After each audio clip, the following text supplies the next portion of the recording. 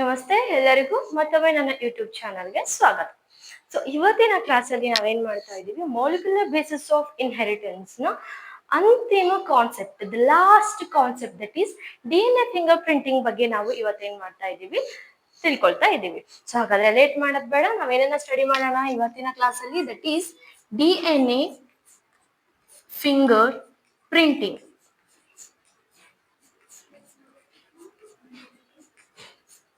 ಏನು finger printing ಅಂದ್ರೆ, ನಮ್ ಫಿಂಗರ್ಸ್ ಮೇಲೆ ಇರುವಂತ ಪ್ರಿಂಟ್ಸ್ಗೆ ನಾವು DNA ಮೇಲೂ ಇರುತ್ತೆ ಅಂತಾನ?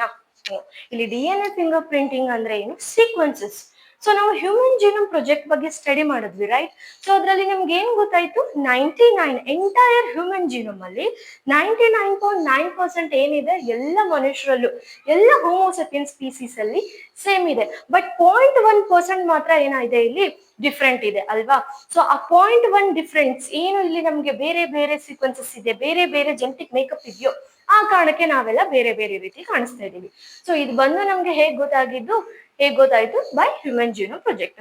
ಸೊ ಈಗ DNA ಫಿಂಗರ್ ಪ್ರಿಂಟಿಂಗ್ ಅಂದ್ರೆ, ಫಸ್ಟ್ ಆಫ್ ಆಲ್ ನೀವು ಇದನ್ನೆಲ್ಲ ಕೇಳಿರ್ತೀರಾ. ನೀವೇನಾದ್ರೂ ಸಸ್ಪೆನ್ಸ್ ಮೂವೀಸ್ ನೋಡ್ತಿರ್ತೀರಾ, ಅಥವಾ ಥ್ರಿಲ್ಲರ್ ಮೂವೀಸ್ ನೋಡ್ತಿರ್ತೀರಾ, ಅಥವಾ ಏನೋ ಒಂದು ಕ್ರೈಮ್ ಆಗಿರುತ್ತೆ, okay, crime spot related movies ನೋಡ್ತಿರ್ತೀರಾ, ಅಥವಾ ರೇಪ್ ಆಗಿರುತ್ತೆ, ಮರ್ಡರ್ ಆಗಿರುತ್ತೆ, ರಾಬರಿ ಆಗಿರುತ್ತೆ. ಸೊ ಇದೆಲ್ಲ ಈ ತರ ಕ್ರೈಮ್ ಸೀನ್ಸ್ ಆದವಾಗೆಲ್ಲ ಅಲ್ಲಿ ಕಾಮನ್ ಆಗಿ ಒಂದು ವರ್ಡ್ ಯೂಸ್ ಮಾಡ್ತಾರೆ, ಏನು, that is DNA finger printing. ಅವ್ರದ್ದು ಏನಾದ್ರೂ ಒಂದು ಸೆಲ್ ಸ್ಯಾಂಪಲ್ ಇದ್ರೆ, ಇವನ್ hair follicle, saliva, ಸೆಮನ್, blood cell, so blood, ಇದೆಲ್ಲದನ್ನು ಕೂಡ ಇಲ್ಲಿ ಏನ್ ಮಾಡ್ತಾರೆ, ಸ್ಯಾಂಪಲ್ ಆಗಿ ತೆಗೆದುಕೊಂಡು ಕಲ್ಪ್ರಿಟ್ ಯಾರು, ದೋಷಿ ಯಾರು ಅಂತ ಹೇಳಿ ಕಂಡುಹಿಡಿತಾರೆ. ಸೊ ಹಾಗಾದ್ರೆ DNA ಫಿಂಗರ್ ಪ್ರಿಂಟಿಂಗ್ ಅನ್ನ ನಮ್ಗೆ ಹೇಳ್ಕೊಟ್ಟವ್ರು ಯಾರು, ರೈಟ್? ಸೊ ಇವಾಗ father of DNA fingerprinting ಅಂತ ನಾವು ಯಾರನ್ನ ಕರಿತೀವಿ ಇಲ್ಲಿ ಇಂಟರ್ನ್ಯಾಷನಲ್ ಲೆವೆಲ್ ಅಲ್ಲಿ, that is Alec Jeffrey. So ಇವ್ರಿಗೆ ನಾವೇನಂತ ಕರಿತೀವಿ ಇಲ್ಲಿ, father of DNA fingerprinting, DF ಅಂತ ಬರ್ದಿದ್ದೀನಿ, okay, father of DNA fingerprinting. But ಇಂಡಿಯಾದಲ್ಲಿ ಇದ್ರ ಬಗ್ಗೆ ಸ್ಟಡಿ ಮಾಡಿಬಿಟ್ಟು DNA ಫಿಂಗರ್ ಪ್ರಿಂಟಿಂಗ್ ಬಗ್ಗೆ ನಮ್ಗೆ ಕಾನ್ಶಿಯಸ್ ಆಗಿ ಅಂಡ್ ಕಾನ್ಸಿಕ್ವೆನ್ಸಸ್ ಆಗಿ ಎಲ್ಲದನ್ನು ಹೇಳ್ಕೊಟ್ಟವರು ಯಾರು ಅಂದ್ರೆ, that is doctor Lalji Singh. ಆ ಕಾರಣಕ್ಕೆ ಇಂಡಿಯನ್ DNA ಅಥವಾ Indian father of DNA finger printing ಯಾರು ಅಂತ ಕೇಳಿದ್ರೆ ನಾವು ಅವಾಗ ಯಾರನ್ನ ಹೇಳ್ತೀವಿ, that is doctor Lalji Singh. Doctor Lalji Singh. So ಇವ್ರು ಯಾರು ಇಲ್ಲಿ, ಇಂಡಿಯನ್ ಫಾದರ್ ಅಥವಾ ಫಾದರ್ ಆಫ್ ಏನಂತ ಕರಿಬಹುದು ನಾವಿಲ್ಲಿ, Indian DNA finger printing. Indian father of DNA finger printing, okay. ಹಾಗಾದ್ರೆ ಯೂಸ್ ಏನು ನಮ್ಗೆಲ್ರಿಗೂ ಗೊತ್ತೇ ಇದೆ. ಸೊ ಇವಾಗ ತಾನೇ ಹೇಳಿದ್ವಿ, ನಾವು ಕಲ್ಪ್ರಿಟ್ ಅನ್ನ ಕಂಡು ಹಿಡಿಲಿಕ್ಕೆ, ದೋಷಿಯನ್ನ ಕಂಡು ಹಿಡಿಲಿಕ್ಕೆ, ಅಥವಾ ಯಾವುದೇ ಒಂದು ಇಲ್ಲಿ ತುಂಬಾ ಕಾಂಪ್ಲಿಕೇಟೆಡ್ ಆಗಿರುವಂತ ಪ್ರಾಬ್ಲಮ್ ಅನ್ನ, ಮರ್ಡರ್ ಇರ್ಬೋದು, ರೇಪ್ ಇರ್ಬೋದು, ಸೊ ಇದನ್ನೆಲ್ಲ ಸಾಲ್ವ್ ಮಾಡ್ಲಿಕ್ಕೆ ನಾವು ಯಾವ ಟೆಕ್ನಿಕ್ ಅನ್ನ ಯೂಸ್ ಮಾಡ್ತೀವಿ ಇವಾಗ ಇಲ್ಲಿ, that is DNA fingerprinting. So applications ಅಥವಾ ಯೂಸಸ್, ಮೇನ್ಲಿ ಯೂಸಸ್ ಎರಡು DNA ಫಿಂಗರ್ ಪ್ರಿಂಟಿಂಗ್. ಒಂದು ಏನು ಇಲ್ಲಿ, ಕ್ರೈಮ್ಸ್ ಗಳನ್ನ ಕಂಡು ಹಿಡಿಲಿಕ್ಕೆ, ಟು ಐಡೆಂಟಿಫೈ ದಿ ಕಲ್ಪ್ರಿಟ್, ಅಥವಾ in the field of or in the forensic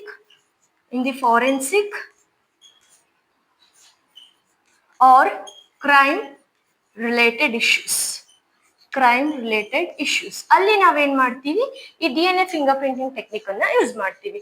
ಅದು ಬಿಟ್ಟು ಮತ್ತೆ ಇಲ್ಲಿ ಯೂಸ್ ಮಾಡ್ತೀವಿ, ಇಲ್ಲಿ ಪ್ಯಾಟರ್ನಿಟಿ ಇಶ್ಯೂ ಅನ್ನ ಸಾಲ್ವ್ ಮಾಡ್ಲಿಕ್ಕೂ ಕೂಡ ನಾವೇನ್ ಮಾಡ್ತೀವಿ, ಇಲ್ಲಿ DNA ಫಿಂಗರ್ ಪ್ರಿಂಟಿಂಗ್ ಅನ್ನ ಯೂಸ್ ಮಾಡ್ತೀವಿ. ಪೆಟರ್ನಿಟಿ ಇಶ್ಯೂ ಅಂದ್ರೆ ಏನು? ಸೊ ಆಗ ನಿಮ್ಗೆಲ್ಲ ಕೇಳಿರ್ತೀರಾ, ನೀವು ಮೇ ಬಿ ಮೂವೀಸ್ ಅಲ್ಲಿ ನೋಡಿರ್ತೀರಾ, ಕೆಲವೊಂದು ಕೋರ್ಟ್ ಅಲ್ಲಿ ಹಿಯರಿಂಗ್ಸ್ ಕೂಡ ಆಗಿರುತ್ತೆ, ಏನು, ಸೊ ಕೆಲವೊಬ್ರು ಏನ್ ಮಾಡ್ತಾರೆ, ಇವಾಗ ಹುಟ್ಟಿರುವಂತ ಬೇಬಿ ನಂದಲ್ಲ ಅಂತ ಹೇಳ್ತಿರ್ತಾರೆ, ದಟ್ ಪರ್ಟಿಕ್ಯುಲರ್ ಅಪ್ಪ, ಅವ್ರಪ್ಪ, ಇದು ಬೇಬಿ ನಂದಲ್ಲ ಅಂತ ಹೇಳ್ತಿರ್ತಾರೆ. ಬಟ್ ಅವ್ರ ಅಮ್ಮ ಬಂದು, ಇಲ್ಲ ಈ ಮಗು ಇವರೇ ಅವ್ರಪ್ಪ ಅಂತ ಇಲ್ಲಿ ಹೇಳ್ತಾ ಇರ್ತಾರೆ. ಸೊ ಅದನ್ನ ಇಲ್ಲಿ ಕನ್ಫರ್ಮ್ ಮಾಡ್ಲಿಕ್ಕೆ ಯಾರು ಸುಳ್ಳು ಹೇಳ್ತಿದ್ದಾರೆ, ಯಾರು ನಿಜ ಹೇಳ್ತಿದ್ದಾರೆ, ಆ ಮಗುಗ್ ನಿಜವಾದಪ್ಪ ಇವರೇ ಹೌದು ಅಲ್ವೋ, ಇದನ್ನ ಟೆಸ್ಟ್ ಮಾಡ್ಲಿಕ್ಕೂ ಕೂಡ ಏನ್ ಮಾಡ್ತಾರೆ, ಇಲ್ಲಿ DNA ಫಿಂಗರ್ ಪ್ರಿಂಟಿಂಗ್ ಅನ್ನ ಯೂಸ್ ಮಾಡ್ತಾರೆ. ಸೊ ಇನ್ನೊಂದು ಯೂಸ್ ಏನು ಇಲ್ಲಿ, ಇನ್ ಸಾಲ್ವಿಂಗ್, ಏನನ್ನ ಸಾಲ್ವ್ ಮಾಡ್ಲಿಕ್ಕೆ ಯೂಸ್ ಮಾಡ್ತೀವಿ DNA ಫಿಂಗರ್ ಪ್ರಿಂಟಿಂಗ್ ಅನ್ನ, ಇನ್ solving ಪ್ಯಾಟರ್ನಿಟಿ issue.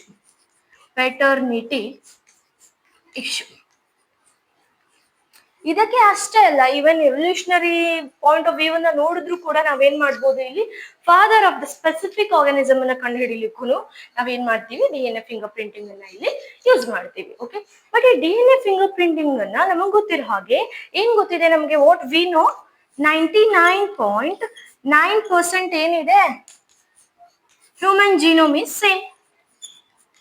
Human genome is same, ಇದು ನಮಗ್ ಗೊತ್ತಿದೆ. ಆದ್ರೆ 0.1% ಮಾತ್ರ ಏನಿದೆ ಇಲ್ಲಿ, ಹ್ಯೂಮನ್ ಜೀನೋಮ್ ವೆರೀಸ್, ಡಿಫ್ರೆಂಟ್ ಇದೆ. Human genome varies. ಈ 0.1% ಏನಿದೆಯಲ್ಲ, ಸೊ ಇದನ್ನ ಏನ್ ಮಾಡ್ತಾರೆ ಇಲ್ಲಿ, ಸೆಂಟ್ರಿಫಿಕೇಶನ್ ಟೆಕ್ನಿಕ್ ಅನ್ನ ಯೂಸ್ ಮಾಡ್ಕೊಂಡು ಏನ್ ಮಾಡ್ತಾರೆ ಇಲ್ಲಿ, ಬಲ್ಕ್ DNA ಇಂದ ಏನ್ ಮಾಡ್ತಾರೆ, ಸಪರೇಟ್ ಮಾಡ್ತಾರೆ. ಓಕೆ, ಸೆಂಟ್ರಿಫಿಕೇಶನ್ ಅಂದ್ರೆ ಸೆಂಟ್ರಿಫಿಕೇಶನ್ ಟ್ಯೂಬ್ ಅಲ್ಲಿ ಆಸ್ ಅ ಡೆನ್ಸಿಟಿ ಗ್ರೇಡಿಯಂಟ್ ಆಗಿ ಏನ್ ಮಾಡ್ತಾರೆ ಇಲ್ಲಿ, ಸೀಸಿಯಂ ಕ್ಲೋರೈಡ್ ಅನ್ನ ಯೂಸ್ ಮಾಡ್ತಾರೆ.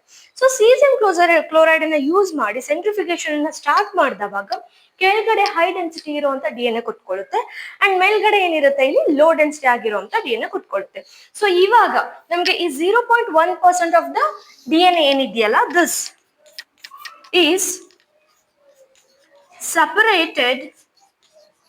separated from ಯಾವ DNA ಇಂದ, this 99.9% of the DNA by using what, by using centrifugation technique.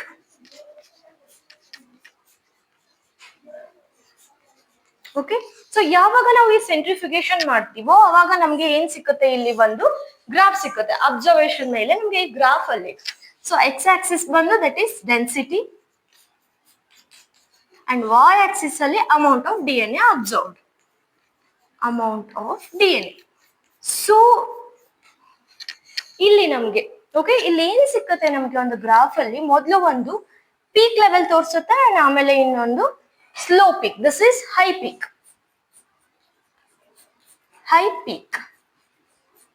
And this is low. So ಇಲ್ಲಿ ಲೋ ಇದೆಯಲ್ಲ, ಈ ಪೀಕ್ ಏನಿದೆ ಇಲ್ಲಿ ಕಡಿಮೆ ಇದೆ ಅಲ್ವಾ. ಸೊ ಇದಕ್ಕೆ ನಾವೇನಂತ ಕರಿತೀವಿ ಇಲ್ಲಿ, this is called as satellite DNA. ಯಾವುದು ಇದು, ಸ್ಯಾಟಲೈಟ್ ಆರ್ ರಿಪಿಟೇಟಿವ್ DNA ಅಂತ ಹೇಳಿ ಕರಿತೀವಿ. ಓಕೆನಾ. ಸೊ ಇದನ್ನ ಏನಂತ ಕರಿತೀವಿ ಇಲ್ಲಿ ನಾವು, V call it as repetitive sequence ಅಥವಾ ಸ್ಯಾಟಲೈಟ್ DNA ಅಂತ ಹೇಳಿ ಕರಿತೀವಿ. ಸೊ ಈ ಸ್ಯಾಟಲೈಟ್ DNA ಏನು 0.1% ಇದೆಯಲ್ಲ, ದಿಸ್ ಸ್ಯಾಟಲೈಟ್ DNA, ಈ DNA ಯೂಸ್ ಮಾಡ್ಕೊಂಡು, ಅಂಡ್ ದಿಸ್ ಈ ಸ್ಯಾಟಲೈಟ್ DNA ಏನಿರ್ಬೋದು ಇಲ್ಲಿ, ಸ್ಯಾಟಲೈಟ್ DNA ಅಥವಾ ಸ್ಯಾಟಲೈಟ್ ಸೀಕ್ವೆನ್ಸ್ ಏನಿರ್ಬೋದು, ಇವನ್ ಇದು ಕೂಡ 0.1% ಇದೆ ತಾನೆ. ಸೊ ಇದು ಕೂಡ ಏನಿರ್ಬೋದು ಇಲ್ಲಿ, ಹೈಲಿ ರಿಪೀಟೆಡ್ ಸೀಕ್ವೆನ್ಸಸ್ ಇರ್ಬೋದು, repeated sequence,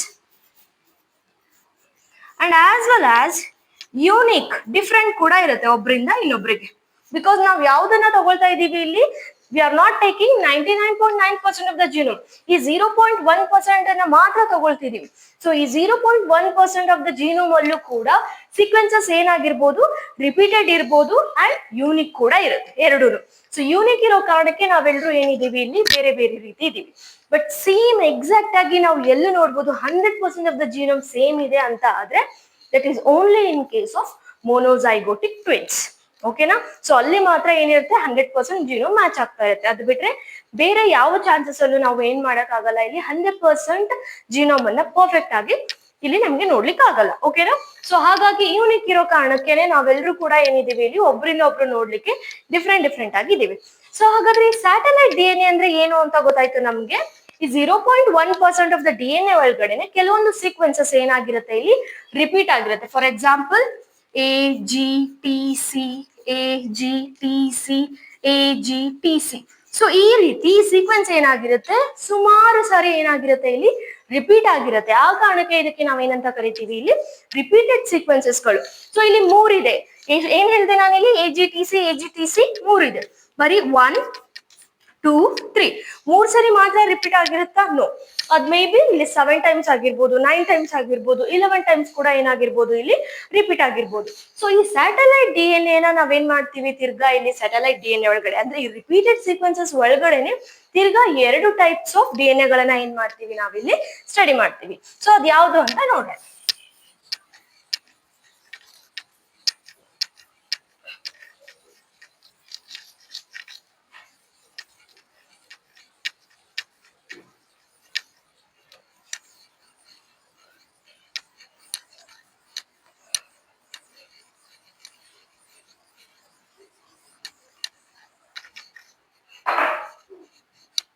so satellite D N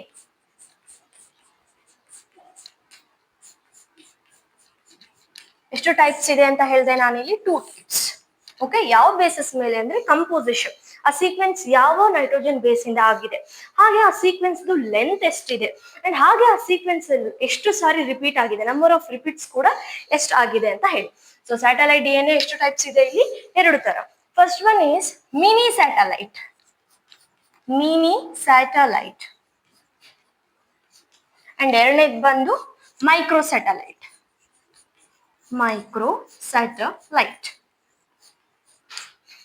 so mini satellite and micro satellite ಎರಡು ಡಿ ಎನ್ ಎನ ನಾವು ಹೇಗೆ ಡಿವೈಡ್ ಮಾಡಿದ್ವಿ ಇಲ್ಲಿ ನಾನು ಹೇಳಿದೆ. ಫಸ್ಟ್ ಒನ್ ಏನು ಇಲ್ಲಿ? ಕಂಪೋಸಿಷನ್.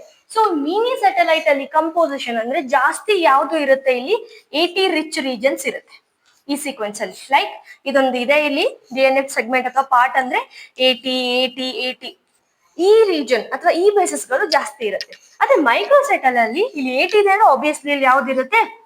GC ರಿಚ್ ಅಂದ್ರೆ ಗ್ವಾನಿನ್ ಸೈಟೋಸಿನ್ ಜಾಸ್ತಿ ಇರುತ್ತೆ. ಓಕೆನಾ? ಓಕೆ. ಮತ್ತೆ ಏನು ಇಲ್ಲಿ ನಂಬರ್ ಆಫ್ ಬೇಸ್ ಪೇರ್ಸ್ ಗಳು ಕೂಡ ವೇರಿ ಆಗುತ್ತೆ. ಸೊ ಮಿನಿ ಸ್ಯಾಟಲೈಟ್ ಅಲ್ಲಿ ನಂಬರ್ ಆಫ್ ಬೇಸ್ ಪೇರ್ಸ್ ಬಂದು ಇಲ್ಲಿ 10 to 60 ಬೇಸ್ ಪೇರ್ಸ್ ಗಳನ್ನ ನೋಡ್ತೀವಿ. ಎಷ್ಟು? 10 to 60 ಬೇಸ್ ಪೇರ್ಸ್ ಗಳನ್ನ. ಆದ್ರೆ ಮೈಕ್ರೋ ಸ್ಯಾಟಲೈಟ್ ಅಲ್ಲಿ 1 to 6 ಬೇಸ್ ಪೇರ್ಸ್. ಸೊ ಜಾಸ್ತಿ ಎಲ್ಲಿ ನೋಡಿದ್ವಿ ನಾವು? ಮಿನಿ ಸ್ಯಾಟಲೈಟ್ ಅಲ್ಲಿ. ಕಡಿಮೆ ಎಲ್ಲಿ ನೋಡಿದ್ವಿ? ದಟ್ ಈಸ್ ಮೈಕ್ರೋ ಸ್ಯಾಟಲೈಟ್ ಅಲ್ಲಿ. ಸೊ ಹಾಗಾದ್ರೆ ಇಲ್ಲಿ ನಮ್ಗೆ ಮಿನಿ ಸ್ಯಾಟಲೈಟ್ ಅಲ್ಲಿ ನಮ್ಗೆ ಬೇಸಸ್ ಗಳು ಏನಿದೆ ಇಲ್ಲಿ ಜಾಸ್ತಿ ಇದೆ. ಸೀಕ್ವೆನ್ಸಸ್ ಗಳನ್ನ ನಾವೇನ್ ನೋಡ್ಬೋದು ಇಲ್ಲಿ? ಜಾಸ್ತಿ ನೋಡ್ಬೋದು. ಹಾಗಾಗಿ ಇದಕ್ಕೆ ನಾವೇನಂತ ಕರಿತೀವಿ ಇಲ್ಲಿ? VNTR. ಏನಂತ ಕರಿತೀವಿ? VNTR. VNTR ಅಂದ್ರೆ ಏನು ಇಲ್ಲಿ? That is variable number tandem repeats. Okay. And ಇಲ್ಲಿ ನೈಟ್ರೋಜನ್ ಬೇಸಿಸ್ ಕಡಿಮೆ ಇದೆಲ್ಲ, ಇಲ್ಲಿ ನೋಡಿ 10 to 60 ಬೇಸ್ ಪೇಸ್, ಇಲ್ಲಿ 1 to 6 ಬೇಸ್ ಪೇಸ್. ಹಾಗಾಗಿ ಈ ಮೈಕ್ರೋ ಸ್ಯಾಟಲೈಟ್ ಅಲ್ಲಿ ಇರುವಂತ ಸೀಕ್ವೆನ್ಸ್ ಗೆ ನಾವೇನಂತ ಕರಿತೀವಿ ಇಲ್ಲಿ? ಆ ರಿಪೀಟ್ಸ್ ಗೆ that is short tandem repeats ಅಂತ ಹೇಳಿ ಕರಿತೀವಿ. ಓಕೆ. ಹಾಗೆ ಈ ಮೈಕ್ರೋ ಸ್ಯಾಟಲೈಟ್ ಅಲ್ಲಿ ನಾವು ಅಂದಾಜು ಅಪ್ರಾಕ್ಸಿಮೇಟ್ಲಿ, ಸೊ ನಾವಿಲ್ಲಿ ಏನ್ ನೋಡ್ಬೋದು? 10 to 100 ನೈಟ್ರೋಜನ್ ಬೇಸಸ್ ಅನ್ನ ನೋಡ್ಬೋದು. ಅಂಡ್ ಇಲ್ಲಿ 100 to 1000, ನಿಯರ್ಲಿ 10,000 ವರ್ಗು ನೈಟ್ರೋಜನ್ ಬೇಸಸ್ ಗಳನ್ನ ಅಬ್ಸರ್ವ್ ಮಾಡಬಹುದು. ಸೊ ಇಲ್ಲಿ ನೇಮ್ ಏನಂತ ಹೇಳಿದ್ವಿ ನಾವಿಲ್ಲಿ? Variable number tandem repeats, that is under mini satellite. And micro satellite ಅಲ್ಲಿ ಶಾರ್ಟ್ tandem repeats. ಶಾರ್ಟ್ ಆಗಿ ನಾವೇನಂತ ಕರಿತೀವಿ ಇಲ್ಲಿ? STR, short tandem repeats, and this is VNTR, variable number tandem repeats. So ಇವಾಗ VNTR ನೋಡೋದಾದ್ರೆ VNTR ಏನಂತ ಹೇಳಿದೆ ನಾನಿಲ್ಲಿ? Variable number tandem repeats. tandem repeats ಅಂದ್ರೆ ಏನು? ಸೀಕ್ವೆನ್ಸಸ್ ಗಳು. ಫಾರ್ ಎಕ್ಸಾಂಪಲ್ ಇದೊಂದಿದೆ, ಓಕೆ, ಸೆಗ್ಮೆಂಟ್ ಆಫ್ DNA. ಇಲ್ಲಿ ಸೀಕ್ವೆನ್ಸ್ ಏನಿದೆ? AGCGCAA. Okay, AGCGCAA. ಸೊ ಇಲ್ಲೂ ಕೂಡ ಸೇಮ್ ಕಂಟಿನ್ಯೂ ಇದೆ. ಸೊ ಈ ರಿಪೀಟ್ ಎಷ್ಟು ಸರಿ ರಿಪೀಟ್ ಆಗಿದೆ ಇಲ್ಲಿ? 1 time, 2nd time, 3rd time, ಇದೇ ರೀತಿ 5 ಟೈಮ್ ವರ್ಗು ಏನಾಗಿದೆ ಇದು ರಿಪೀಟ್ ಆಗಿದೆ ಅಂತ ಇಟ್ಕೊಳ್ಳಿ. ಸೊ ಇಲ್ಲಿ ಏನಾಗಿದೆ ನಂಬರ್ ನೋಡಿ ಇಲ್ಲಿ. ಫಾರ್ ಎಕ್ಸಾಂಪಲ್ ಇವಾಗ ಇನ್ನೂ ಕ್ಲಿಯರ್ ಆಗಿ ಹೇಳ್ಬೇಕಂದ್ರೆ ಇದು ಒಂದು ಕ್ರೋಮೋಸೋಮ್. ಏನು ಇದು? This is chromosome number 1. Chromosome 1 and this is chromosome number 2. Chromosome number 2. Okay. So ಇವಾಗ ಕ್ರೋಮೋಸೋಮ್ ನಂಬರ್ 1, ಕ್ರೋಮೋಸೋಮ್ ನಂಬರ್ 2, ಇಲ್ಲಿ ಇದೇ ಸೀಕ್ವೆನ್ಸ್ ಇದೆ. ಏನಿದೆ? AGCGCAA, AGCGCAA. ಓಕೆ, ಎಷ್ಟು ಸರಿ ರಿಪೀಟ್ ಆಗಿದೆ ಅಂತ ಹೇಳಿದೀನಿ. ಸೊ ಅಂದಾಜು ಇಲ್ಲಿ 5 ಟೈಮ್. ಸೊ ಈ ಕ್ರೋಮೋಸೋಮ್ ಮೇಲೆ ಕ್ರೋಮೋಸೋಮ್ ನಂಬರ್ 1 ಅಲ್ಲಿ ಇದೇ ಸೀಕ್ವೆನ್ಸ್ 5 ಸಾರಿ ರಿಪೀಟ್ ಆಗಿದೆ. 1 2 3 4 5. ಎಷ್ಟು ಟೈಮ್? 1 2 3 4 5 ಟೈಮ್ಸ್ ರಿಪೀಟ್ ಆಗಿದೆ ಇದೇ ಸೀಕ್ವೆನ್ಸ್. ಯಾವ್ದ್ರ ಮೇಲೆ? ಕ್ರೋಮೋಸೋಮ್ 1 ಮೇಲೆ. ಬಟ್ ಇದೇ ಸೀಕ್ವೆನ್ಸ್ ಕ್ರೋಮೋಸೋಮ್ ನಂಬರ್ 2 ಮೇಲೆ 1 2 3 4 5 6 7 8 ಎಷ್ಟು ಸರಿ ರಿಪೀಟ್ ಆಗಿದೆ? ಇದೇ ಸೀಕ್ವೆನ್ಸ್ ಕ್ರೋಮೋಸೋಮ್ ನಂಬರ್ 2 ಮೇಲೆ ಎಷ್ಟು ಸರಿ ರಿಪೀಟ್ ಆಗಿದೆ ಇಲ್ಲಿ? ಅದು 5 6 7 8. ಇದೆರಡು ಕ್ರೋಮೋಸೋಮ್ ನಂದೇ. ಓಕೆ, ನನ್ನ ಹತ್ರ ಇರೋ ಕ್ರೋಮೋಸೋಮೇ ಇದು. ನಂದೇ ಆಗಿರುವಂತ ಕ್ರೋಮೋಸೋಮ್ ನಂಬರ್ 1, ನಂದೇ ಆಗಿರುವಂತ ಕ್ರೋಮೋಸೋಮ್ ನಂಬರ್ 2. ಸೀಕ್ವೆನ್ಸ್ ಏನಿದೆ ಇಲ್ಲಿ? ಸೇಮ್ ಇದೆ. ಬಟ್ ಈ ವೇರಿಯೇಬಲ್ ನಂಬರ್ ನೋಡಿ, ನಂಬರ್ ವೇರಿ ಆಗ್ತಿದೆ. ವೇರಿಯೇಬಲ್ ನಂಬರ್ ಏನಾಗ್ತಿದೆ ಇಲ್ಲಿ? ರಿಪೀಟೆಡ್ ಸೀಕ್ವೆನ್ಸ್ ವೇರಿ ಆಗ್ತಿದೆ. ಯಾರಿಂದ ಯಾರಿಗೆ? From one chromosome to the another chromosome of the same person. ಅಂದ್ರೆ ನನ್ನ ಬಾಡಿಲೇ ಕ್ರೋಮೋಸೋಮ್ ನಂಬರ್ 1 ಅಲ್ಲಿ 5 ಸಾರಿ ಇದು ರಿಪೀಟ್ ಆದ್ರೆ ಈ ಸೀಕ್ವೆನ್ಸ್, ಕ್ರೋಮೋಸೋಮ್ ನಂಬರ್ 2 ಅಲ್ಲಿ 5 ಸಾರಿ ಆಗಿಲ್ಲ. ಎಷ್ಟು ಸಾರಿ ರಿಪೀಟ್ ಆಗಿದೆ? 8 ಟೈಮ್ಸ್ ರಿಪೀಟ್ ಆಗಿದೆ. ಅಂದ್ರೆ ನನ್ನ ಬಾಡಿ ಸೇಮ್ ಪರ್ಸನ್ ಅಲ್ಲೂ ಕೂಡ ಒಂದು ಕ್ರೋಮೋಸೋಮ್ ಇಂದ ಇನ್ನೊಂದು ಕ್ರೋಮೋಸೋಮ್ಗೆ ಈ ಸೀಕ್ವೆನ್ಸ್ ಗಳ ನಂಬರ್ ರಿಪೀಟ್ ಆಗ್ತಾ ಇರೋದು ಏನಿದೆ ಇಲ್ಲಿ? ವೇರಿ ಆಗ್ತಾ ಇದೆ. ಓಕೆ, ಹಾಗಾಗಿ VNTR ಹತ್ರ ಏನಿರುತ್ತೆ ಇದು? ಹಿಯರ್ the sequences ಅಂದ್ರೆ repeated sequences. okay, the repeated sequences are variable from chromosome to chromosome, from chromosome to chromosome. And ಅಷ್ಟೇ ಅಲ್ಲ, ಬರೀ ಕ್ರೋಮೋಸೋಮ್ ಇಂದ ಕ್ರೋಮೋಸೋಮ್ಗೆ ಅಲ್ಲ, ನನ್ನ ಬಾಡಿಯಿಂದ ನಿಮ್ಮ ಬಾಡಿಗೆ, ನಿಮ್ಮ ಬಾಡಿಯಿಂದ ನಿಮ್ಮ ಫ್ರೆಂಡ್ಸ್ ಬಾಡಿಗೆ, ನಿಮ್ಮ ಫ್ರೆಂಡ್ಸ್ ಬಾಡಿಯಿಂದ ಅವರ ಫ್ರೆಂಡ್ಸ್, ಬೇರೆ ಬೇರೆ. ಓಕೆ, ಫಾರ್ ಎಕ್ಸಾಂಪಲ್ ಈ ಕ್ಲಾಸ್ ಅಲ್ಲಿ ನಾವು 10 ಜನ ಇದ್ದೀವಿ. ನನ್ನ ವಿಡಿಯೋನ ನೀವು ಫಾರ್ ಎಕ್ಸಾಂಪಲ್ 5 ಜನ ನೋಡ್ತಾ ಇದ್ದೀರಿ ಅಂತ ಇಟ್ಕೊಳ್ಳಿ. ಸೊ ನನ್ನ ಬಾಡಿ ಒಳಗಡೆನು ಈ ಸೀಕ್ವೆನ್ಸ್ ಇದೆ. ಎಷ್ಟು ಸಾರಿ? 5 ಟೈಮ್ಸ್ ಇದೆ. ಸೊ ನಿಮ್ಮ ಬಾಡಿ ಒಳಗಡೆ 8 ಟೈಮ್ಸ್ ಇರ್ಬೋದು. ಅಂಡ್ ಇವಾಗ ಇನ್ನೊಬ್ರು ನೋಡ್ತಾ ಇರ್ತೀರಾ ಅಂದ್ರೆ ಅವ್ರ ಬಾಡಿಲಿ 12 ಟೈಮ್ಸ್ ಇರ್ಬೋದು, ಇನ್ನೊಬ್ರಲ್ಲಿ 13 ಟೈಮ್ಸ್ ಇರ್ಬೋದು. ಸೊ ಈ ವೇರಿಯಬಲ್ ಟೆಂಡಮ್ ಏನ್ ಇದೆಯಲ್ಲ, ಕ್ರೋಮೋಸೋಮ್ ಟು ಕ್ರೋಮೋಸೋಮ್ ಅಷ್ಟೇ ವೇರಿ ಆಗಲ್ಲ, individual to individual, person to person, even in your family. For example ನಿಮ್ಮ ಹತ್ರ ಈ ವೇರಿಯಬಲ್ ಟೆಂಡಮ್ ರಿಪೀಟ್ಸ್ 10 ಇದ್ರೆ ನಿಮ್ ಡ್ಯಾಡಿ ಹತ್ರ 9 ಇರ್ಬೋದು, ನಿಮ್ ಅಮ್ಮನ ಹತ್ರ 7 ಇರ್ಬೋದು, ನಿಮ್ ತಂಗಿ ಹತ್ರ 5 ಇರ್ಬೋದು. ಸೊ ಪರ್ಸನ್ ಟು ಪರ್ಸನ್ ಕೂಡ ಈ ಅಂದ್ರೆ ರಿಪೀಟ್ ಆಗುವಂತ ನಂಬರ್ ಏನಾಗುತ್ತೆ ಇಲ್ಲಿ? ವೇರಿ ಆಗುತ್ತೆ. ಆ ಕಾರಣಕ್ಕೆ and variable from chromosome to chromosome and from individual to individual, from individual to individual. ಗೊತ್ತಾಯ್ತಾ? ಅಂಡ್ ಆಸ್ ವೆಲ್ ಆಸ್ ಇದು ಸೇಮೇ ಇರಬೇಕು ಅಂತ ಏನೂ ಇಲ್ಲ. ಓಕೆ, ಸಮಟೈಮ್ಸ್ ಏನಾಗುತ್ತೆ ಇಲ್ಲಿ ಸಿಂಗಲ್ ಬೇಸ್ ಕೂಡ ಏನಾಗ್ಬೋದು ಇಲ್ಲಿ ಚೇಂಜ್ ಆಗ್ಬೋದು. ಸೊ ಹಾಗಾಗಿ ಇದೇನ್ ಹೇಳಿದ್ವಿ ಇಲ್ಲಿ? ವೇರಿ ಆಗ್ತಾನೆ ಇರುತ್ತೆ. ರಿಪೀಟ್ ಆಗುವಂತ ನಂಬರ್ಸ್ ಗಳು ವೇರಿ ಆಗ್ತಿರುತ್ತೆ. ಯಾರಿಗೆ? From person to person, individual to individual, as well as ಒಂದು ಕ್ರೋಮೋಸೋಮ್ ಇಂದ ಇನ್ನೊಂದು ಕ್ರೋಮೋಸೋಮ್ಗೂ ವೇರಿ ಆಗ್ತಾ ಇರುತ್ತೆ. ಸೊ ಈ ಫೀಚರ್ ಈ ವೇರಿಯಬಲ್ ಟೆಂಡಮ್ ರಿಪೀಟ್ ಗಳ ಹತ್ರ ಇರೋ ಕಾರಣಕ್ಕೆ DNA ಫಿಂಗರ್ ಪ್ರಿಂಟ್ ಅನ್ನ ಮಾಡ್ಲಿಕ್ಕೆ ಏನನ್ನ ಚೂಸ್ ಮಾಡ್ತೀವಿ ನಾವಿಲ್ಲಿ? VNTR ಅನ್ನ ಚೂಸ್ ಮಾಡ್ತೀವಿ. ದ ವೆರಿ ಫಸ್ಟ್ ಯಾಕೆ ನಾವು VNTR ಅನ್ನ ಚೂಸ್ ಮಾಡ್ತೀವಿ DNA ಫಿಂಗರ್ ಪ್ರಿಂಟಿಂಗ್ ಗೆ ಅಂದ್ರೆ, ಬಿಕಾಸ್ ಏನಿದೆ ಇಲ್ಲಿ ಕ್ರೋಮೋಸೋಮ್ ಇಂದ ಕ್ರೋಮೋಸೋಮ್ಗೆ ವೇರಿ ಆಗ್ತಿದೆ, ಪರ್ಸನ್ ಟು ಪರ್ಸನ್ ವೇರಿ ಆಗ್ತಿದೆ, ಆ ಕಾರಣಕ್ಕೆ. ಅಂಡ್ ಇನ್ನೊಂದು ಬೇಸ್ ಗಳು ಜಾಸ್ತಿ ಇದೆ ಅಲ್ವಾ? ಸೊ ಜಾಸ್ತಿ ಇರೋ ಕಾರಣಕ್ಕೆ ನಾವು ಈಸಿಲಿ ಏನ್ ಮಾಡ್ಬೋದು ಇಲ್ಲಿ? It takes time. ಸೊ ನಾವೇನ್ ಮಾಡ್ಬೋದು ಇಲ್ಲಿ? ಕಂಪೇರ್ ಮಾಡ್ಬಿಟ್ಟು ಏನಾದ್ರೂ ಮರ್ಡರ್ ಆಗಿತ್ತು, ರೇಪ್ ಆಗಿತ್ತು ಅಂದ್ರೆ, ಅಥವಾ ಪೆಟರ್ನಿಟಿ ಇಶ್ಯೂ ಇತ್ತು ಅಂದ್ರೆ ನಾವೆಲ್ಲ ಏನ್ ಮಾಡ್ಬೋದು ಅಲ್ಲಿ? ಅನಲೈಸ್ ಮಾಡ್ಬೋದು, ಕಂಪೇರ್ ಮಾಡ್ಬೋದು. ಯಾಕೆ ಮೈಕ್ರೋ ಸ್ಯಾಟಲೈಟ್ ಬೇಡ? ಬಿಕಾಸ್ ಬೇಸಸ್ ನೋಡಿ ಕಡಿಮೆ ಇದೆ ಅಲ್ವಾ? ಅಂಡ್ ಸೀಕ್ವೆನ್ಸಸ್ ಕೂಡ ಇಲ್ಲಿ ಕಡಿಮೆ ಇರುತ್ತೆ. ಸೊ ಹಾಗಾಗಿ ಇಲ್ಲಿ ಏನ್ ಮಾಡ್ತಾರೆ? ಸ್ಯಾಟಲೈಟ್ DNA ಇಲ್ಲಿ DNA ಫಿಂಗರ್ ಪ್ರಿಂಟ್ ಗೆ ಯಾವ್ದನ್ನ ಯೂಸ್ ಮಾಡ್ತಾರೆ? That is mini satellite. ಯಾವ್ದನ್ನ ಯೂಸ್ ಮಾಡ್ತಾರೆ? Mini satellite. ಮಿನಿ ಸ್ಯಾಟಲೈಟ್ ಅಲ್ಲಿ ಯಾವುದು? VNTR, that is variable number tandem repeats. ಓಕೆನಾ? ಸೊ ಇದನ್ನ ನಾವೇನು ಬರ್ದ್ವಲ್ಲ ಇಲ್ಲಿ VNTR ಅಲ್ಲಿ ಸೀಕ್ವೆನ್ಸಸ್ ಏನಾಗುತ್ತೆ? Are variable. ಎಲ್ಲಿಂದ? ಒಂದು ಕ್ರೋಮೋಸೋಮ್ ಇಂದ ಇನ್ನೊಂದು ಕ್ರೋಮೋಸೋಮ್ಗೆ ಅಂಡ್ ಒಂದು person to another person. So ಇದನ್ನ ನಾವೇನಂತ ಕರಿತೀವಿ ಇಲ್ಲಿ? We call it as polymorphism. ಇದಕ್ಕೆ ಏನಂತ ಕರಿತೀವಿ? Polymorphism. This is called as polymorphism.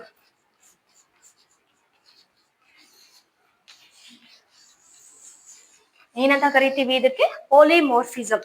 So ಈ ಪಾಲಿಮಾರ್ಫಿಸಮ್ ಏನಾಗುತ್ತೆ, ದಿಸ್ ಇಸ್ ಇನ್ಹೆರಿಟಬಲ್. ಈ VNTR ಇಂದ ಆಗಿರುವಂತ ಈ ಪಾಲಿಮಾರ್ಫಿಸಮ್ ಏನು, this is inheritable. As I said, ನನ್ನ ಬಾಡಿ ಒಳಗಡೆ ವೇರಿಯಬಲ್ ಟೆಂಡಮ್ ರಿಪೀಟ್ಸ್ ಇದೆ ಅಲ್ವಾ, ವೇರಿಯಬಲ್ ನಂಬರ್ ಟೆಂಡಮ್ ರಿಪೀಟ್ಸ್ ಗಳು ಇದೆ, ಆ ಸೀಕ್ವೆನ್ಸಸ್. ಸೊ ನನ್ನ ಹತ್ರ 5 ಇತ್ತು, 10 ಇತ್ತು ಅಂದ್ರೆ ಆಬ್ವಿಯಸ್ಲಿ ಅದೇನ್ ಮಾಡುತ್ತೆ, ನನ್ನ ಆಫ್ ಸ್ಪ್ರಿಂಗ್ಗೂ ಹೋಗುತ್ತೆ. So these are inheritable. ಓಕೆನಾ? ಸೊ ಈ ಪ್ರೊಸೆಸ್ಗೆ ಇದಕ್ಕೆ ನಾವೇನಂತ ಕರಿತೀವಿ ಇಲ್ಲಿ, ಪಾಲಿಮಾರ್ಫಿಸಮ್ ಅಂತ ಹೇಳಿ ಕರಿತೀವಿ. ಅಂಡ್ VNTR ಅನ್ನೇ ನಾವೇನ್ ಮಾಡ್ತೀವಿ ಇಲ್ಲಿ, DNA ಫಿಂಗರ್ ಪ್ರಿಂಟಿಂಗ್ ಅಲ್ಲಿ ಯೂಸ್ ಮಾಡ್ತೀವಿ. ಗೊತ್ತಾಯ್ತಾ? ಸೊ ಹಾಗಾದ್ರೆ ಹೇಗೆ ಈ DNA ಫಿಂಗರ್ ಪ್ರಿಂಟಿಂಗ್ ಅನ್ನ ನಾವು ಈ ಸ್ಟೆಪ್ಸ್ ಗಳನ್ನ ಫಾಲೋ ಮಾಡ್ತೀವಿ? ಫಾರ್ ಎಕ್ಸಾಂಪಲ್, ಇವಾಗ ಇದೊಂದು ಕ್ರೈಮ್ ಸ್ಪಾಟ್ ಇದೆ, ಇಲ್ಲಿ ಬಂದು ಯಾರಿಗೋ ಒಬ್ರು ಏನ್ ಮಾಡೋದ್ರು, ಇಲ್ಲಿ ಮಾಡೋದ್ರು ಅಂತ ಇಟ್ಕೊಳ್ಳಿ.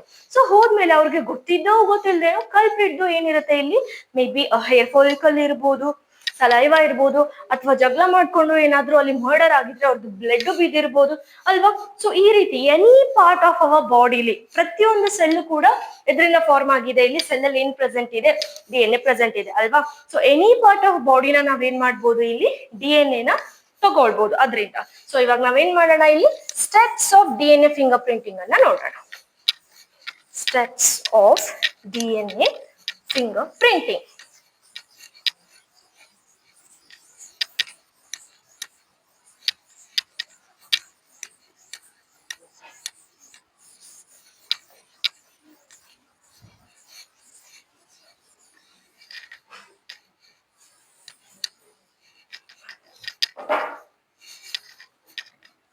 Steps of DNA finger printing. So ಇವಾಗ DNA ಫಿಂಗರ್ ಪ್ರಿಂಟಿಂಗ್ ಅನ್ನ ನಾವು ಮಾಡ್ಬೇಕು ಅಂದ್ರೆ ಏನ್ ಮಾಡ್ಬೇಕು, ಫಸ್ಟ್ ಆಫ್ ಆಲ್ ಸೆಲ್ ಅನ್ನ ತಗೊಳ್ಬೇಕು ಅಲ್ವಾ. ಸೊ ಏನ್ ಮಾಡ್ಬೇಕು ಇಲ್ಲಿ, first step is collect the sample and isolate the cell. First step ಏನು, ಇಲ್ಲಿ ಒಬ್ಬ ಏನಿದೆ, ಇಲ್ಲಿ ಯಾರೋ ಒಬ್ರು, ಓಕೆ, ಇಲ್ಲಿ ಏನಾಗಿದೆ, ಮರ್ಡರ್ ಆಗ್ಬಿಟ್ಟು ಸತ್ತೋಗಿದ್ದಾರೆ ಇವ್ರು. ಓಕೆ, ಸೊ ಈ ಸ್ಪಾಟ್ ಅಲ್ಲಿ ಏನೋ ನಮ್ಗೆ ಒಂದು ಸ್ಯಾಂಪಲ್ ಸಿಕ್ತು. ಓಕೆ, ಅದು ಹೇರ್ ಫಾಲಿಕಲ್ ಇರ್ಬೋದು ಅಥವಾ ಬ್ಲಡ್ ಇರ್ಬೋದು. ಈ ಸ್ಯಾಂಪಲ್ ಅನ್ನ ಏನ್ ಮಾಡ್ಬೇಕು, ಫಸ್ಟ್ ಕಲೆಕ್ಟ್ ಮಾಡ್ಬೇಕು. ಸೊ ಕಲೆಕ್ಟ್ ದ ಸ್ಯಾಂಪಲ್ ಅನ್ನ ಕಲೆಕ್ಟ್ ಮಾಡ್ಕೊಂಡ್ವಿ. ಆಸ್ ವೆಲ್ ಆಸ್ ಇದನ್ನ ನಾವೇನ್ ಮಾಡ್ತೀವಿ ಅಂದ್ರೆ, ಇಲ್ಲಿ ನಮ್ಗೆ ಯಾರ ಮೇಲೆ ಸಸ್ಪೆಕ್ಟ್ ಇರುತ್ತಲ್ಲ ಅವ್ರ ಸ್ಯಾಂಪಲ್ ಅನ್ನು ನಾವು ತಗೊಳ್ತೀವಿ. ಬಿಫೋರ್ ದಟ್ ಇಲ್ಲಿ ನೋಡಿ, ಈ ಸ್ಯಾಂಪಲ್ ಅನ್ನ ತಗೊಂಡ್ವಾ, ಈ ಸ್ಯಾಂಪಲ್ ಅನ್ನ ತಗೊಂಡು ಕಲೆಕ್ಟ್ ಮಾಡಿದ್ಮೇಲೆ ಏನ್ ಮಾಡ್ಬೇಕು, isolate the cell. If it all ಇದೇನಾದ್ರೂ ಬ್ಲಡ್ ಇತ್ತು ಅಂತ ಇಟ್ಕೊಳ್ಳಿ, ಈ ಸ್ಯಾಂಪಲ್ ಅನ್ನ ಕಲೆಕ್ಟ್ ಮಾಡ್ಬಿಟ್ಟು ಅದ್ರಲ್ಲಿರೋ ಸೆಲ್ ಅನ್ನ ಏನ್ ಮಾಡ್ತೀವಿ, ನಾವಿಲ್ಲಿ ಸಪರೇಟ್ ಮಾಡ್ತೀವಿ. ಓಕೆ, ತೆಗಿತೀವಿ. ಬಿಕಾಸ್ ಸೆಲ್ ಅಲ್ಲ ಏನಿದೆ, DNA ಇದೆ ಅಲ್ವಾ. ಸೊ ನಾವೇನ್ ಮಾಡಿದ್ವಿ, ಫಸ್ಟ್ ಇಲ್ಲಿ ಸ್ಯಾಂಪಲ್ ಅನ್ನ ತಗೊಂಡು ಅದರಿಂದ ಸೆಲ್ ಅನ್ನ ಐಸೋಲೇಟ್ ಮಾಡಿದ್ವಿ. ಸೊ ಸೆಲ್ ಇಂದ ಇವಾಗ DNA ತಗೊಳ್ಬೇಕಲ್ವಾ. ಸೊ ಸೆಕೆಂಡ್ ಸ್ಟೆಪ್ ಏನು, ಇಲ್ಲಿ isolate the DNA from the cell. Cell ಇಂದ DNA ನ ಸಪರೇಟ್ ಮಾಡಬೇಕು, DNA from the cell. Okay, ಇದಾಯ್ತಾ. ನೆಕ್ಸ್ಟ್ ಏನ್ ಮಾಡ್ತೀವಿ ನಾವಿಲ್ಲಿ, DNA ನ ಸಪರೇಟ್ ಮಾಡಿದ್ಮೇಲೆ DNA ಯಾವ ರೀತಿ ಇದೆ, ಡಬಲ್ ಸ್ಟ್ಯಾಂಡರ್ಡ್ ಅಲ್ವಾ ಅದು, ರೈಟ್. ಸೊ ಕಾಂಪ್ಲಿಕೇಶನ್ಸ್ ಜಾಸ್ತಿ ಆಗುತ್ತೆ ಡಬಲ್ ಸ್ಟ್ಯಾಂಡರ್ಡ್ ಇರೋ DNA. ಸೊ ಹಾಗಾಗಿ ಈ ಡಬಲ್ ಸ್ಟ್ಯಾಂಡರ್ಡ್ ಇರೋ DNA ನ ಏನ್ ಮಾಡ್ಬೇಕು, ಏನಾಗಿ ಕನ್ವರ್ಟ್ ಮಾಡ್ಬೇಕು, ನಾವಿಲ್ಲಿ ಸಿಂಗಲ್ ಸ್ಟ್ಯಾಂಡರ್ಡ್ ಆಗಿ ಕನ್ವರ್ಟ್ ಮಾಡ್ಬೇಕು. ಅದಕ್ಕಿಂತ ಮುಂಚೆ ಏನ್ ಮಾಡ್ತೀವಿ ನಾವಿಲ್ಲಿ, ನಮ್ಗೆ ಸಿಕ್ಕಿರುವಂತ ಈ DNA ನ ಸಪರೇಟ್ ಮಾಡಿರುವಂತ DNA ನ ಏನ್ ಮಾಡ್ತೀವಿ ನಾವಿಲ್ಲಿ, ಕಟ್ ಮಾಡ್ತೀವಿ, ಫ್ರಾಗ್ಮೆಂಟ್ಸ್ ಗಳಾಗಿ ಕಟ್ ಮಾಡ್ತೀವಿ. ಸೊ ದಟ್ ಈಸಿ ಆಗುತ್ತೆ ನಮ್ಗೆ. DNA ನ ಡಬಲ್ ಸ್ಟ್ಯಾಂಡರ್ಡ್ ಇರುವಂತ DNA ನ ಕಟ್ ಮಾಡಿದ್ಮೇಲೆ ಅದನ್ನ ಈಸಿಲಿ ನಾವು ಸಿಂಗಲ್ ಸ್ಟ್ಯಾಂಡ್ ಮಾಡ್ಕೋಬಹುದಲ್ವಾ. ಸೊ ಆ ಕಾರಣಕ್ಕೆ ಇವಾಗ DNA ನ ಸಪರೇಟ್ ಮಾಡಿದ್ಮೇಲೆ ಏನಾಗುತ್ತೆ, ಇಲ್ಲಿ third step is cut the DNA into fragments. Cut the DNA into fragments. ನಿಮ್ಗೆ ಗೊತ್ತಿದೆ ಹೇಗ್ ಮಾಡ್ತೀವಿ, ಕಟ್ ಮಾಡ್ತೀವಿ DNA ನ by using enzyme called biological scissor. ಯಾವುದು, that is restriction endonuclease. So ಇಲ್ಲೂ ಕೂಡ cut the DNA into fragments using ಏನೇನ ಯೂಸ್ ಮಾಡ್ಕೊಂಡು, using restricted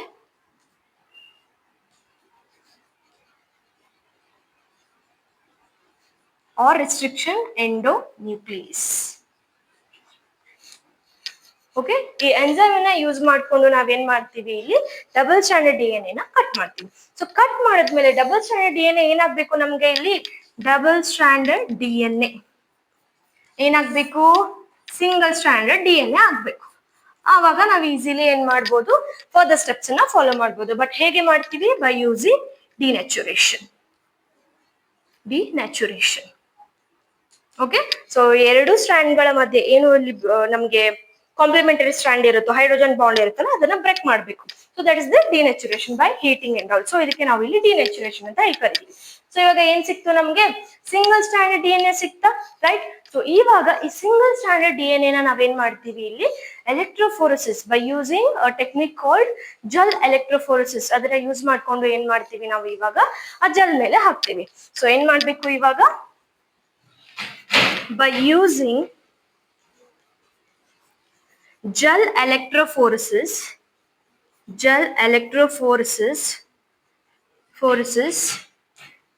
DNA single stranded DNA fragments are separated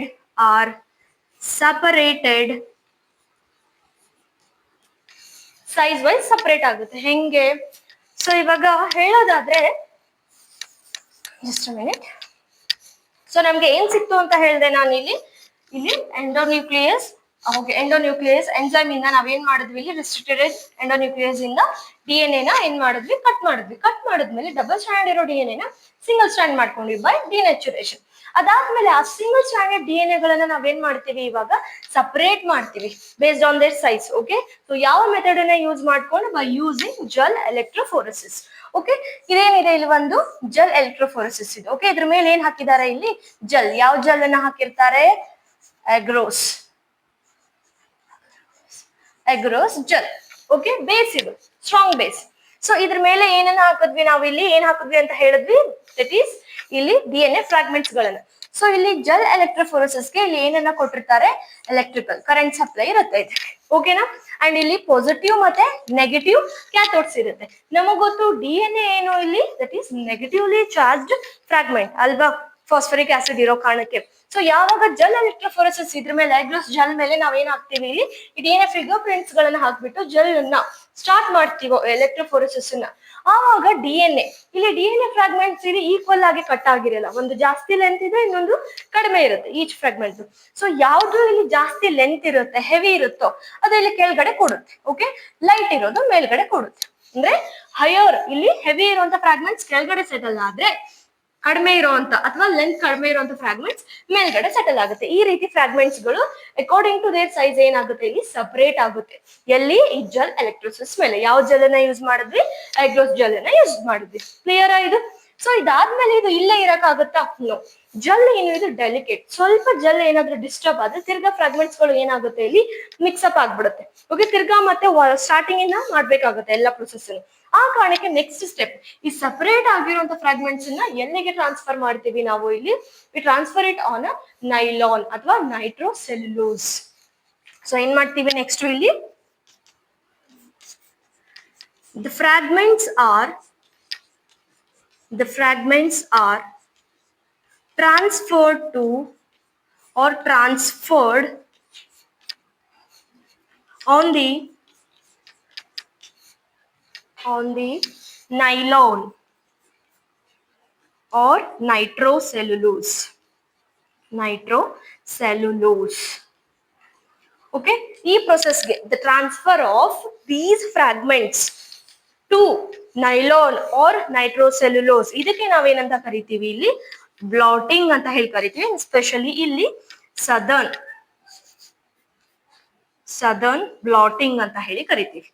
okay, so it was actually given by a scientist Southern. Okay, ಆ ಕಾರಣಕ್ಕೆ ಯಾವಾಗ ನಾವು gel electrophoresis ಮೇಲೆ size wise DNA fragment separate ಆಗಿರುತ್ತಲ್ಲ, so ಅದನ್ನ ತಗೊಂಡ್ ಬಂದು ನೈಲಾನ್ ಅಥವಾ ನೈಟ್ರೋಸೆಲ್ಯುಲೋಸ್ ಮೇಲೆ ಹಾಕ್ತಿವೋ, ಅದಕ್ಕೆ ನಾವು ಈ ಟೆಕ್ನಿಕ್ಗೆ ಏನಂತ ಕರಿತೀವಿ, ಬ್ಲಾಟಿಂಗ್. ಯಾವಾಗ DNA ನ ಹಾಕ್ತಿವೋ ಅವಾಗ ಸದರ್ನ್ ಬ್ಲಾಟಿಂಗ್ ಅಂತ ಹೇಳಿ ಕರಿತೀವಿ. ಅಂಡ್ ಯಾವಾಗ RNA ನ ಮಾಡ್ತೀವೋ ಈ ರೀತಿ, ಅವಾಗ ಅದಕ್ಕೆ ಅಲ್ಲಿ ನಾರ್ದರ್ನ್ ಬ್ಲಾಟಿಂಗ್ ಅಂತ ಹೇಳಿ ಕರಿತೀವಿ. Okay, and for proteins eastern ಅಂತ ಹೇಳಿ. ಸೊ ಇದಾಯ್ತು ಇವಾಗ. ಸೊ ಇದಾದ್ಮೇಲೆ ಏನ್ ಮಾಡ್ಬೇಕು, ಏನಾಯ್ತು ಇಲ್ಲಿ, ಯಾವಾಗ ನಾವು ಜೆಲ್ ಎಲೆಕ್ಟ್ರೋಫೋರೆಸಿಸ್ ಅನ್ನ ಯೂಸ್ ಮಾಡ್ಕೊಂಡು DNA ಫ್ರಾಗ್ಮೆಂಟ್ಸ್ ಗಳನ್ನ ಸಪರೇಟ್ ಮಾಡಿದ್ವಿ according to their size. So ಇಲ್ಲಿ ಜೆಲ್ ಏನಿದೆ ವೀಕ್ ಇದೆ. ಓಕೆ, ಆ ಕಾರಣಕ್ಕೆ ನಾವು ಎಲ್ಲಿಗೆ ಶಿಫ್ಟ್ ಮಾಡಿದ್ವಿ ಆ ಫ್ರಾಗ್ಮೆಂಟ್ಸ್ ಗಳನ್ನ, ಇಲ್ಲಿ ನೈಲಾನ್ ಅಥವಾ ನೈಟ್ರೋಸೆಲ್ಯುಲೋಸ್ ಮೇಲೆ ಏನ್ ಮಾಡಿದ್ವಿ, ಇಲ್ಲಿ ಟ್ರಾನ್ಸ್ಫರ್ ಮಾಡಿದ್ವಿ. ಈ ಟೆಕ್ನಿಕ್ಗೆ ಏನಂತ ಕರೆದ್ವಿ ನಾವಿಲ್ಲಿ, ಸದರ್ನ್ ಬ್ಲಾಟಿಂಗ್ ಅಂತ ಹೇಳಿ ಕರೆದ್ವಿ. ಓಕೆನಾ, ಸೊ ಇಲ್ಲಿವರೆಗೂ ಕ್ಲಿಯರ್. ಇದಾದ್ಮೇಲೆ ಏನ್ ಮಾಡ್ಬೇಕು, ಸೊ ಇದಾದ್ಮೇಲೆ ನಾವೇನ್ ಮಾಡ್ಬೇಕು, ಇಲ್ಲಿ ಹೈಬ್ರಿಡೈಸೇಷನ್. ಏನ್ ಟೆಕ್ನಿಕ್ ಇದೆ ಇಲ್ಲಿ, ಹೈಬ್ರಿಡೈಸೇಷನ್. hybridization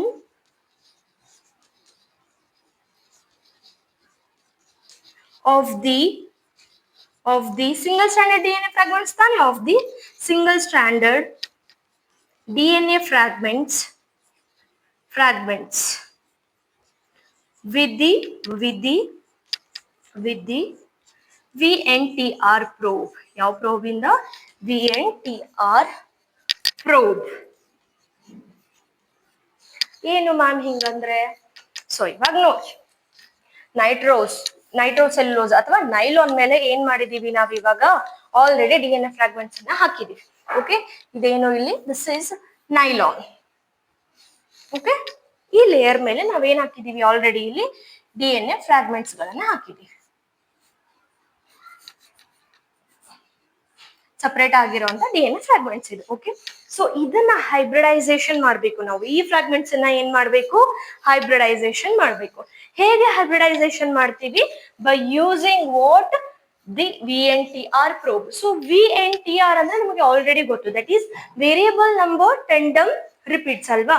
ಸೊ ಇಲ್ಲಿ ಲ್ಯಾಬ್ರೋಟರಿ ಒಳಗಡೆ ಏನ್ ಮಾಡಿರ್ತಾರೆ ಸೈಂಟಿಸ್ಟ್ ಗಳು, ಮುಂಚೆನೆ ಏನ್ ಮಾಡಿರ್ತಾರೆ, ಸೇಮ್ ಇರೋ ಕಾರಣಕ್ಕೆ ಸೀಕ್ವೆನ್ಸಸ್ ಗಳು ರಿಪೀಟ್ ಇರುತ್ತೆ. ಓಕೆ, ಸೊ ಸೇಮ್ ಇರೋ ಕಾರಣಕ್ಕೆ ಈ VNTR ಗಳನ್ನ ಆರ್ಟಿಫಿಷಿಯಲಿ, ಏನು VNTR ಪ್ರೋಬ್ ಏನು ಇದು, artificially already complementary sequences laboratory ಒಳಗಡೆ ಇರುತ್ತೆ, ಅದನ್ನ ಪ್ರಿಪೇರ್ ಮಾಡಿರ್ತಾರೆ. ಓಕೆ, ಸೊ ಅಂಡ್ ಈ VNTR ಗೆ ಏನ್ ಮಾಡಿರ್ತಾರೆ, ಇಲ್ಲಿ ರೇಡಿಯೋ ಆಕ್ಟಿವ್ಲಿ ಲೇಬಲ್ ಇರುವಂತ ಕೆಲವೊಂದು ಮಾಲಿಕ್ಯೂಲ್ಸ್ ಗಳನ್ನ ಟ್ಯಾಗ್ ಮಾಡಿರ್ತಾರೆ.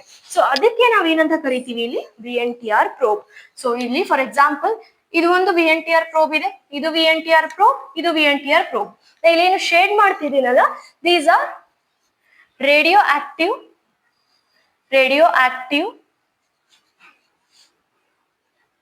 ಟ್ಯಾಗ್ಸ್. ರೇಡಿಯೋ ಆಕ್ಟಿವ್ ಟ್ಯಾಗ್ಸ್ ಅಂದ್ರೆ ರೇಡಿಯೋ ಆಕ್ಟಿವಿಟಿನ ಎಮಿಟ್ ಮಾಡುವಂತ ಯಾವುದೋ ಒಂದು ಮಾಲಿಕ್ಯೂಲ್ಸ್ ಅನ್ನ ಈ ಆರ್ಟಿಫಿಷಿಯಲಿ ರೆಡಿ ಮಾಡಿರುವಂತ VNTR ಗೆ ಏನ್ ಮಾಡಿರ್ತಾರೆ, ಅಟ್ಯಾಚ್ ಮಾಡಿರ್ತಾರೆ. ಸೊ ದಟ್ ಯಾವಾಗ ಈ VNTR ಏನಿದೆ ಇಲ್ಲಿ ಕಾಂಪ್ಲಿಮೆಂಟರಿ ಅಂತ ಹೇಳಿದೀನಿ. ಫಾರ್ ಎಕ್ಸಾಂಪಲ್ ಇವಾಗ ನೋಡಿ, ನೆಕ್ಸ್ಟ್ ಸ್ಟೆಪ್ ಏನು, ಜಸ್ಟ್ ನಾನು ಹೇಳೋದನ್ನ ಅರ್ಥ ಮಾಡ್ಕೊಳ್ಳಿ. ಆಲ್ರೆಡಿ ನೈಲಾನ್ ಮೇಲೆ ಏನಿದೆ, ಸಪರೇಟೆಡ್ DNA ಫ್ರಾಗ್ಮೆಂಟ್ಸ್ ಇದೆ. ಅಂಡ್ ಇದಕ್ಕೆ ನಾವ್ ಯಾರನ್ನ ತಗೊಂಡ್ ಬಂದು ಹಾಕ್ತಾ ಇದೀವಿ ಇವಾಗ, VNTR, that is artificial VNTR. ಅದಕ್ಕೆ ನಾವು ಇಲ್ಲಿ ಏನಂತ ಕರೆದ್ವಿ, VNTR probe.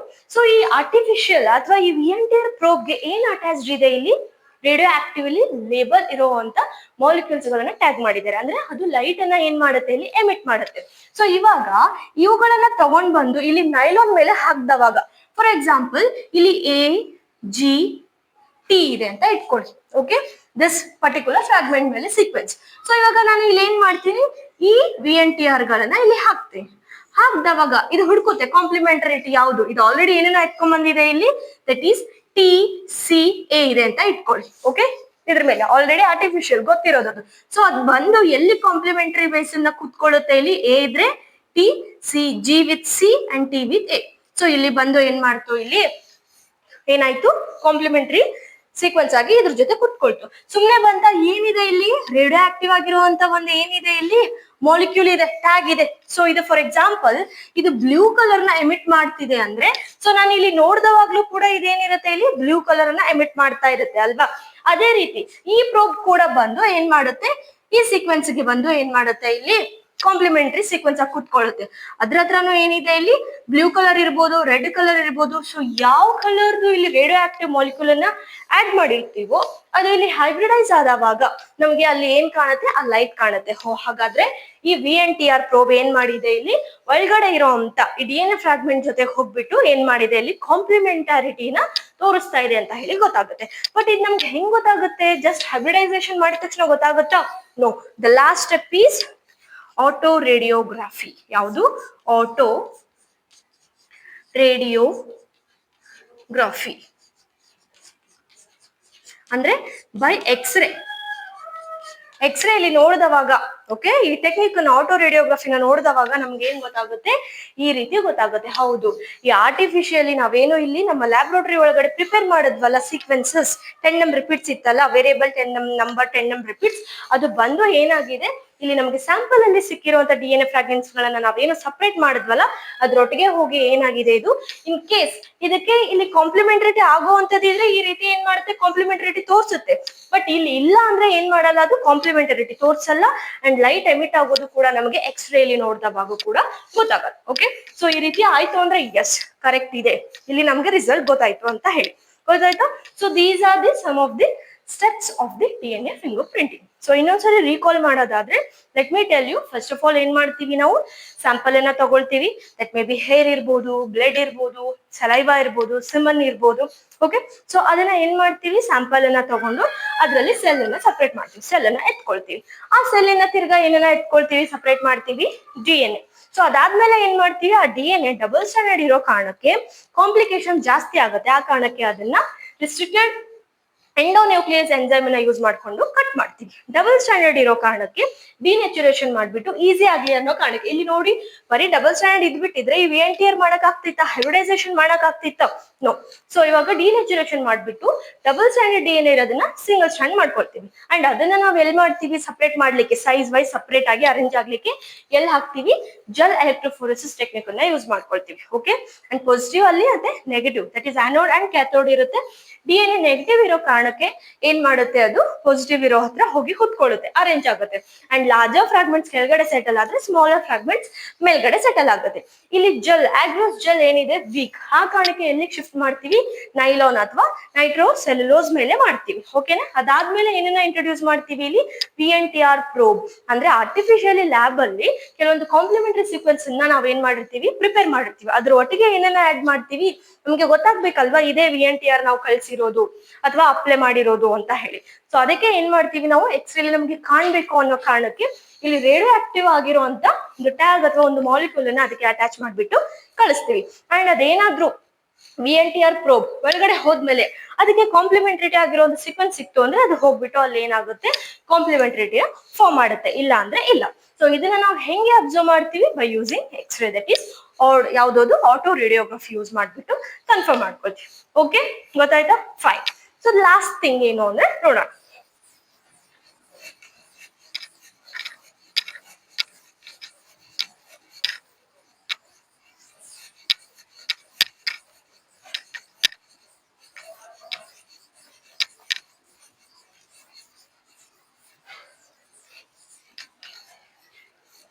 So for example, ಇವಾಗ ನಮ್ಗೆ ಒಂದು ಆಲ್ರೆಡಿ ಸ್ಯಾಂಪಲ್ ಸಿಕ್ಕಿದೆ.